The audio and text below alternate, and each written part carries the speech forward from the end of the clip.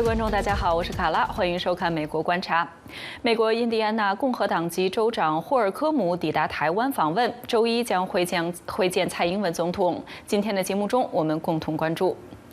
拜登总统8月21号从特拉华州与法国总统马克龙、德国总理肖尔茨、英国首相约翰逊通话，四位元首重申支持乌克兰面对俄罗斯侵略的自卫，同时讨论扎波罗热核电厂事宜，包括需要避免在电厂附近进行军事行动，以及尽快让国际原子能组织前往确保系统安全。在俄罗斯入侵乌克兰之后，在今年的3月，俄罗斯军队对扎波罗热核电站进行炮击。之后占领核电站，不过乌克兰的员工仍然留在岗位上维持核电站运转。四位领导人也讨论了持续中的伊朗核项目协商，增强在中东地区伙伴的支持，并且协力遏阻并限制伊朗在该地区的不稳定行动。伊朗与包括欧盟等国家上周针对伊朗核协议的修改版本的最后文本进行协商。伊朗的总统伊布拉辛莱西8月21号在记者会上说，在进行伊朗核协议协商之际，不会牺牲伊朗的国家权利。周日的早些时候，乌克兰南部城市尼科波尔遭到炮击，这里距离扎波罗热核电站不远。乌克兰总统泽连斯基警告说，当本周俄罗斯入侵乌克兰达到6个月之际，俄罗斯可能会试图做出特别残忍的事情。俄罗斯瞄准了乌克兰黑海主要港口和粮食出口中心敖德萨附近的地点，但对尼科波尔的轰炸尤其令人担忧。乌克兰地区州长瓦伦廷·雷兹尼琴科在电报消息应用程序上写道：25枚炮弹击中了该市，一座工业设施起火，3000人断电。扎波罗热核电站附近的战斗，以及周6对乌克兰南部城镇沃兹涅先斯克的导弹袭击，引发了全球领导人对核事故的担忧。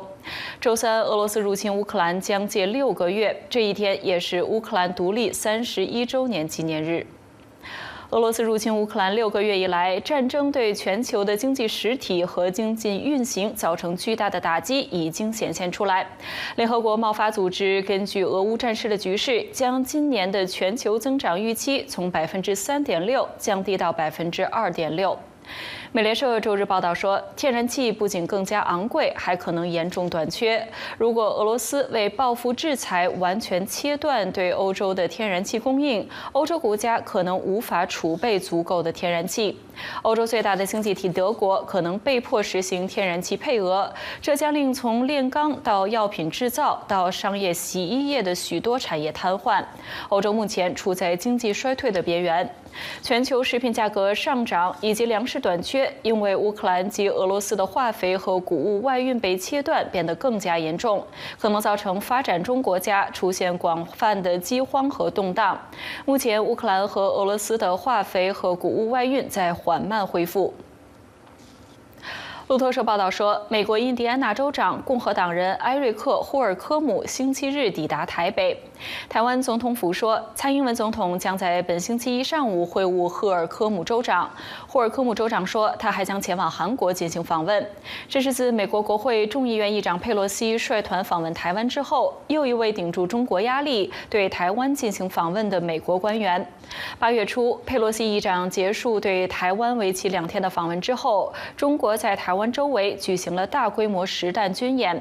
8月15日，蔡英文总统在总统府会晤了美国参议员马基率领的国会参众议员代表团。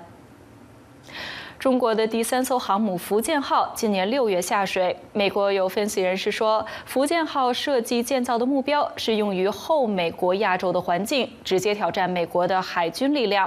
不过，华盛顿智库中国军力专家马修·富奈奥尔对美国之音表示，后美国亚洲的说法用词不当，而且是一种思维缺陷，因为美国不会撤回对该地区的存在和承诺。来看详细内容。First of all, Matthew, thank you very much for taking my interview. Thank you so much for having me. Let me start by talking about China's third aircraft carrier. As we know, China launched its third aircraft carrier called Fujian back in June. Have you been monitoring through satellite images or any other data progress of Fujian since its launch? That's a great question. We certainly have been keeping an eye on all of China's aircraft carriers. This is important to the research that we do at CSIS. So even early on, before it looked like an aircraft carrier, we were watching it through satellite imagery and other intelligence to try to understand what that process looked like and when it might launch. There's a lot going on right now, and that's to be expected. Once an aircraft carrier or any large surface combatant launches, that's really just the first step in getting it operational. You get it into the water, and you still have a lot of work to do with fitting out systems, both outside the vessel on the flight deck, so you can see some changes in terms of radars being installed or weapon systems being installed. But a lot of the interesting stuff is actually happening inside the vessel itself. And unfortunately, I don't have a pass to get in there and see exactly what's going on. But at this stage, after a vessel launches, the next 12 months, sometimes longer, sometimes a little bit less, is the fitting out process, where a lot of new systems are being installed, a lot of new systems are being brought online. And for China, with the 003, it's a new platform, right? This is the first time they've built an aircraft carrier like this. So we can expect them to take their time, go through the process, and really figure out all the little nuances of the vessel before it's ready to begin sea trials. Have you noticed any major changes? I'm asking because there have been reports like, the apparatus and some guns are removed. Were you able to see these changes? We actually saw some of that happening with what was being posted on social media more than with satellite imagery. One of the challenges with satellite imagery is that you don't necessarily get a shot at every single moment when you really want to see what's going on. But we have seen a lot of activity on social media, but that's not really something to necessarily be worried about. This is a normal part of the process in building a surface combatant or building any real ship, is that once it's put in the water, you have to start installing systems. And for China, it's the first time it's doing it with this platform. So you can expect to see some things being installed and then things being moved, potentially components having to be adjusted a little bit before they're ready to begin sea trials. So yes, there's work happening, but we can't read too much into that, because this is, again, a normal part of the process in putting an aircraft carrier into the water, fitting it out, and then preparing it for sea trials. Some analysts say China's third craft carrier is aimed at a post-U.S. Asia, quote unquote. What is your take? I think there's a little bit of flawed thinking with the premise of a post-U.S. Asia. The United States isn't going anywhere, and it's not going to all of a sudden step back from its commitments to its allies and partners in the region. So the idea of a post-U.S. Asia, I think, is a little bit of a misnomer. You can certainly imagine a future world or a future environment in which U.S. resources are a little bit more strained than they are now, where U.S. credibility has maybe eroded in terms of providing a security blanket in the region. And in that kind of environment, it certainly provides China with a freer hand to operate. But that has more to do with the broader geopolitical environment or broader international relations than it really does with just one type of vessel. It's just one part of China's Navy. It's one part of China's naval modernization. So could we be moving in a direction of a world in which China is able to have a little bit more of a freer hand in operating in the region? Certainly. Could its aircraft carriers be part of that? Certainly. But there's not really, at least in my assessment, going to be a post-U.S. Asia in the sense that the U.S. won't be a major factor in the region. Technically, how far or wide can Fujian project power from its home base? Yeah, this is a question that's getting asked a lot in terms of trying to understand what the range or what the endurance is of China's new aircraft carrier. And there's a few things that you have to really think about or try to think through that process. Right? We don't have perfect clarity on it, but there's a few hints that we can start to understand what that might look like. So the first is that all of China's aircraft carriers are conventionally powered, right? And that's the first factor when you're thinking about what the endurance is or what the range is of an aircraft carrier. So if you look at China's earlier aircraft carrier, the 002, the Shandong, that has a estimated range of around 25,000 kilometers, right? Because it's still conventionally powered. We can expect something similar for the 003. China might move eventually in the direction of having nuclear propulsion for its aircraft carriers. That's certainly something that they are exploring, but it's a difficult technology to master. So we're really not quite there yet. But that number, again, doesn't tell us everything, right? So if you think about an aircraft carrier, you think about a U.S. supercarrier, for instance, sure, nuclear-powered propulsion, which theoretically allows it to stay at sea forever, but there's still a crew on board, and that crew needs to be fed, that crew needs water, and so that limits, again, how long a vessel can stay at sea. The other factor are the support vessels. Aircraft carriers don't go anywhere on their own. They're escorted by a number of different types of vessels, some that are meant to augment the power of an aircraft carrier, some that are meant to help support it, refuel it, refit it, and all of those different things. And those vessels tend to be, and will continue to be, conventionally powered, and so those factor into the equation as well. So when you take a step back and kind of look through that and try to get a sense of, okay, well, what does that actually mean if China wants to carry out missions with its aircraft carriers deeper into the Indian Ocean or deeper into the Pacific Ocean, maybe somewhere closer to the Middle East? Well, you have to start thinking about where it might be able to refuel, refit, and port its vessels, right? So if you think about Djibouti, for instance, like that's a location where China has the ability to dock an aircraft carrier and refuel and refit it. And so when you look elsewhere, you have to start asking, well, where would China want to start thinking about locations further into the Pacific, for instance, or in other locations in South and Southeast Asia, where it would be able to conduct those type of refueling operations? Given all these considerations you just mentioned, in your opinion, what is the main purpose that Fujian has been designed for? So what is the main purpose, I think you could ask, of an aircraft carrier in a broader sense? And there's a few things really to take into consideration. One is that China has undergone a fundamental reorganization and modernization of its Navy, and it's put carrier operations at the forefront of what it's doing. It's certainly not the only thing that it's doing, but aircraft carriers are expensive investments, right? So they are clearly looking at the external environment and understanding that for what they perceive to be as a peer competitor to the United States, or they desire to be a peer competitor with the United States, that aircraft carriers are the foundation of how the U.S. projects power further afield. So there's certainly that component of it, right? So aircraft carrier enables China to operate in its near seas, but then also operate further and further away from the Chinese mainland. Now, what purpose it's going to be used for, that depends. The whole concept behind an aircraft carrier is that it's a flexible platform, and it can be brought into any number of types of environments and execute any number of different types of missions. Those can range from humanitarian assistance and disaster relief to conducting airstrikes overseas. And I don't think we can fully understand how China might want to leverage its aircraft carriers in any capacity yet, because it hasn't really gotten to that stage. But it's building up its capability to have a flexible answer to different types of scenarios. So that part's a little bit hard to predict, but we do know that China seeks to assert itself in the region, to be more of a power broker in the region, and aircraft carriers are a really important way that countries can go about doing that, especially when you think about smaller countries in the region that are used to seeing the U.S. as the sort of omnipresent force, the security blanket in the region. Having capable aircraft carriers allows China to begin to challenge that. Let's talk a little bit about the so-called CSSC, China's major shipbuilding state-owned enterprise, China State Shipbuilding Corporation. CSSC was blacklisted, quote unquote, by the Trump administration. Any major changes so far since Biden was sworn in?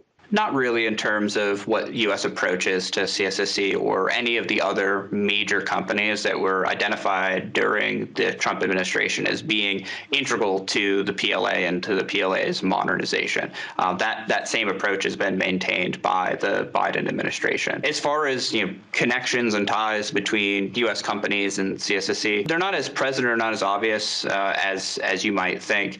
The U.S. isn't a major player in the shipbuilding or the shipping industry, at least not the same way as a lot of Asian maritime powers are. So the most likely connection you'd see between CSSC directly with the U.S. would be a merchant vessel built by CSSC ferrying goods to a U.S. port. But there's a perceptional component here that's really important and really critical. Even if the U.S. or U.S. firms don't really do business with CSSC, it certainly sends a message across the globe to allies and partners that this is a company that is driven by of course, commercial gains, but also to help support China's military and its modernization. And so you have to be cautious and careful with doing business with that kind of entity. Have you seen any effects by this Trump-era measures, like so-called blacklisting? It depends a little bit on the specific company that you're looking at. CSSC's operations haven't fundamentally changed, and a large part that's because the U.S. isn't a major player in the markets in which CSSC operates. Matthew, you recently published a piece about how foreign companies help modernize China's Navy. Tell us something more. Yeah, so there's a lot really to dig into the connections between CSSC and foreign companies and how potentially foreign capital can help drive China's military modernization. China is the leading merchant shipbuilder in the world. So if you actually look at the industry, it's pretty condensed, and China controls around 40% of that market. So just have a thought, think about the port of Los Angeles or think about any port that you've been to, and you look at all the vessels that are out there that are ferrying goods back and forth. Around 40% of merchant vessels are built in China, and within that, 20% of them, or 20, 21, maybe 22% of them are actually just built by CSSC. It's by far the largest shipbuilding company in the world in terms of tonnage of vessels produced. And they attract orders both domestically from Chinese shipping companies, but also from overseas shipping companies. And in a normal world in which you can fully understand and have full transparency into the operations of a company, that might not be all that much of a problem. But the issue with CSSC is that, and it's pretty bold in declaring this, it's a fundamental player in China's military modernization. A lot of the most modern naval vessels that you see getting produced in China for the PLA, those are getting built at CSSC-controlled shipyards by CSSC subsidiaries. And at those same subsidiaries, you're seeing merchant ships being built, again, for the domestic market, but where our research really focuses is on foreign vessels that are also being built there. So the same companies, the same shipyards that are signing contracts with Taiwan company or a company in France to build merchant vessels, they're also being tasked with constructing military vessels for the PLA. And that's where the challenge really lies, is that we can't understand the capital flows between those two different sides of business. They're so blurred, and they're purposely blurred. I mean, that's part of China's standard operating procedures for this kind of industry. And so it raises these really important questions, these really compelling questions about the degree to which foreign capital is flowing into these companies and how that trickles into the military space. How does the CSSC represent the enormous risk China's military-civil fusion present to the security of the world? I don't think CSSC sees its activities in the military and the commercial space as being a risk. They actually actively promote that. If you look at their publicity, both CSSC, the parent company, and also the subsidiaries, look through their corporate filings, you look through their press releases, they actively promote that they are a player in the military space, that they're helping to drive military modernization forward in China, and that they're also active players in the commercial space, building larger and larger and more capable merchant vessels for clients that are both domestic and international. It even goes a step further than that. But if you're a foreign company looking to do business in China or looking to do business in the shipbuilding industry, it's certainly something that you have to take into account. In one of the satellite images you have researched, Taiwan's Evergreen container ship is right next to China's aircraft carrier Fujian, or the so-called Type 003. And not just one, at least three. And Evergreen container ships are also close to 055 and 052D destroyers. What information were you able to read through this image? Does the fact that Evergreen is buying merchant ships from China constitute any security risks? Yeah, so it's a really great question to understand. We've observed evergreen vessels being built at Jiangnan near Chinese warships and what the implications of that really are. The first thing that I would express is that it's not a one-off, right? This isn't just a one-time, we saw one image where this was happening. We've actually been observing this type of behavior at Jiangnan in particular for over a year, where we've seen evergreen vessels being built in close proximity to Chinese warships. It's not just Taiwan. I don't want to just single them out, Evergreen being a company based in Taiwan. We see other companies from Europe, Middle East, elsewhere in Asia also being part of a system in which you see dual-use facilities being used to construct both military vessels and commercial vessels. And I'll just give a quick example of what I mean by that. So the dry dock where China put together its third aircraft carrier is the same dry dock where previously a container ship for a French company was being constructed. And then once that vessel was ready to be put into the water, all the prefabricated components of the Type 003 were brought over to the dry dock, and that's where work continued on it. At one point, we were looking at satellite imagery, and we noticed not only were there evergreen vessels nearby on other dry docks, but the same dry dock where the carrier was, a caisson had been put up, and that helps to bifurcate the dry dock, and so you can work on more than one vessel at a time. And right next to the aircraft carrier, just the exact same dry dock, just separated by a caisson, was a component being constructed for an evergreen vessel. It eventually moved and was welded to another part of the ship. So what are the implications of that? Well, we know that this is an ongoing process at Chinese shipyards. And so if you're a company based outside of China and you're thinking about doing business with China, you need to understand that the same facilities, the same fabrication halls, in some cases, some of the same workers that might be working on your commercial vessel are also probably working on warships for the Chinese Navy. Now, if you're a company operating far away from China, if you're in Europe, or maybe if you're in the Middle East, you might not necessarily see that as concerning. But for Taiwan, the risk is fairly acute, right? It's not that far away from Taiwan, and they have an ever-present fear of what China might do or how it might leverage its military to coerce Taiwan into certain types of action. So in my view, it poses a pretty significant security threat in terms of how businesses from Taiwan think about their relationship with firms in China. What should international companies like Evergreen do to manage the risks if CSSC could provide better products at a lower price? So, foreign companies have a couple of options, at least, to think about here. And it's certainly not an easy challenge, because when you're dealing with the shipbuilding industry, it's heavily concentrated in just a handful of companies, and a lot of them had to be in China, or they're in Japan, or they're in South Korea. So you don't have a lot of options, and there's very much a capacity issue you have to deal with as well. Major shipping companies are usually placing shipbuilding orders several years out, right, based on what their expectations are for what fleet size they need for carrying out their operations. And so it's a challenge. There's no easy answer here.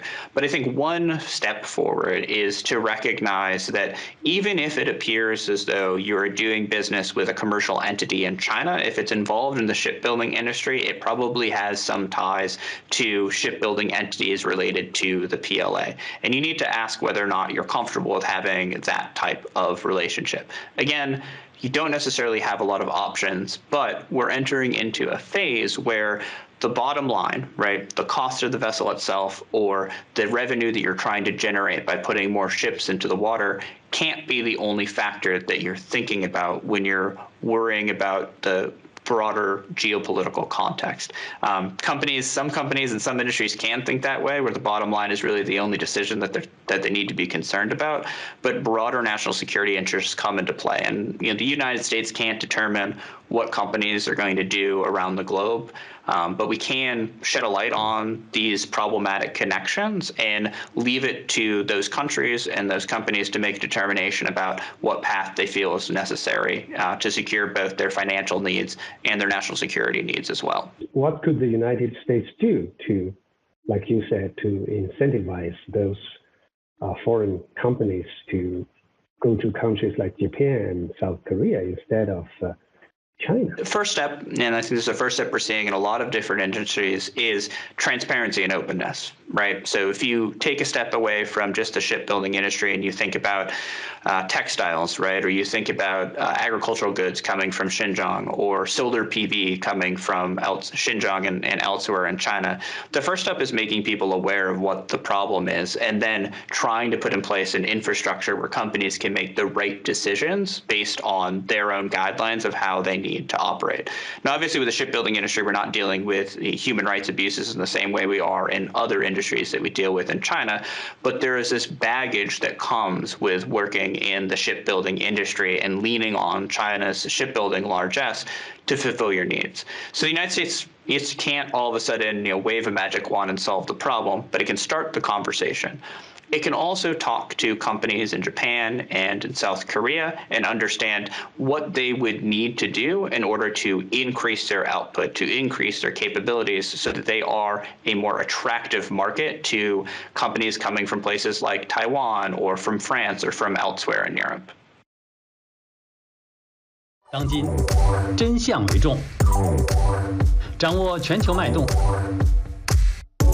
只要点击 VOA Plus， 手指移动，信息即来，追踪政治动向，体验真实生活。世界各地的声音，随时随地轻松获取。现在就下载 VOA Plus 应用程序 VOA Plus。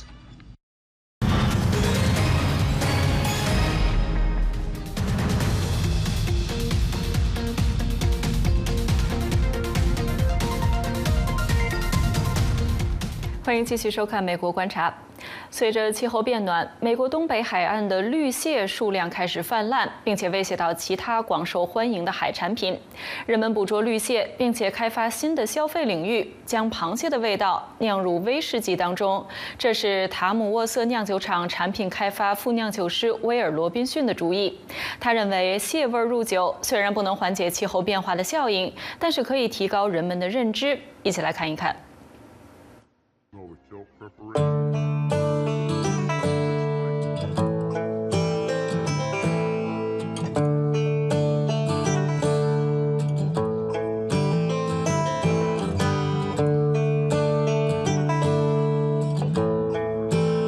The crab whiskey was my idea. I formerly worked as an environmental educator and was very familiar with the issues of invasive species. I knew about the green crab issue on the coast. With ocean temperatures warming, the estuaries are not freezing like they used to, and so the crab numbers are becoming prolific, and they didn't evolve in our ecosystem, so they devour lots and lots of bivalves and other crabs such as scallops and oysters, and they're damaging the ecosystem for those type of marine products.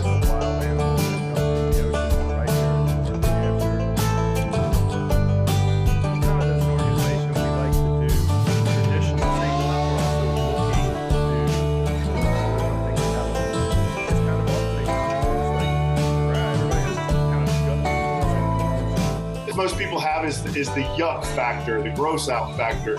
However, once they smell and taste the whiskey, it totally changes their opinion. So part of it for me is expanding people's palate and their horizon on what they think.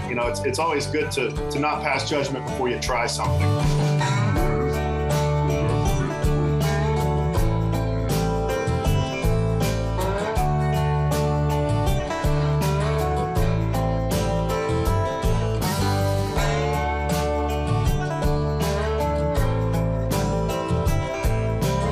When you mix it with the right spices and then you cook it in the right context, it can make something that's much better than it would be without it.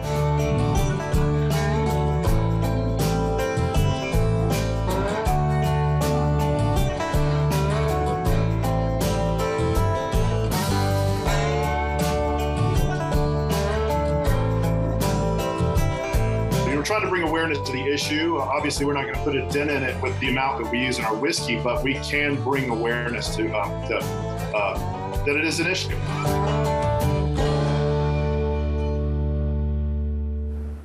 好了，以上就是今天美国观察的全部内容，感谢您的收看，我们明天再见。